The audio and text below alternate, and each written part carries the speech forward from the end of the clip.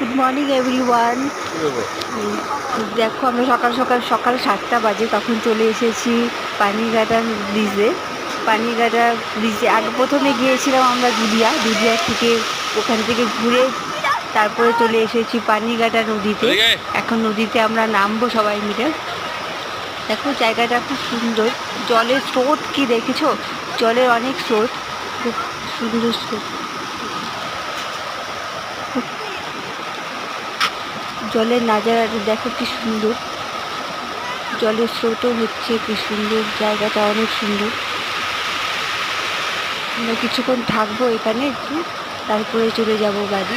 খুব সুন্দর পরিবেশটা, খুব শান্ত, সকাল সকাল পরিবেশটা খুব সুন্দর। জায়গাটা